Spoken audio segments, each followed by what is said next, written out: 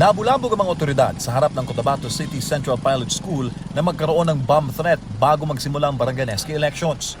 2 bag ang pinaghinalaang may lamang bomba ang iniwan malapit sa gate ng eskwelahan na isa ring polling precinct.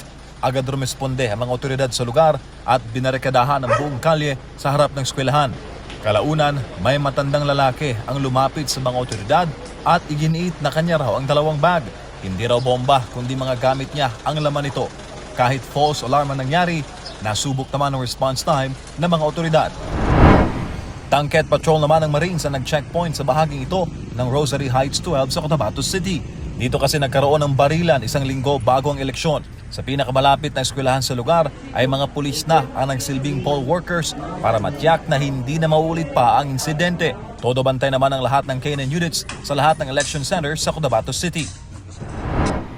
2 naman ang napaulat na patay at 4 ang sugatan sa barangay Bugawas, Dato din Sinsuat, Maguindanao del Norte. Ayon sa mga pulis, nangyari ito sa harap ng paaralan bago magbukas ang botohan. Nagpapatuloy naman ang investigasyon ng mga otoridad sa insidente.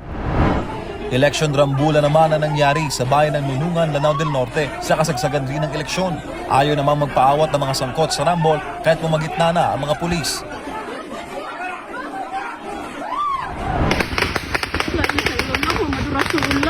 May napaulat naman na barilan sa bayan ng Tuburan, Basilan sa kasagsagan ng eleksyon. May mga sugatan rin daw sa insidente. Buong pamilya ko nandito kami. So pinagbabaril kami. Samantala, sa kanyang Facebook Live ay nagpasaklolo naman si former Pandag Maguindanao del Sur Mayor Toy Mangudadatu nang tambagan sila sa mismong araw ng eleksyon. Kasama ni Mangudadatu ang kanyang pamilya sa sasakyan na mangyari ang insidente.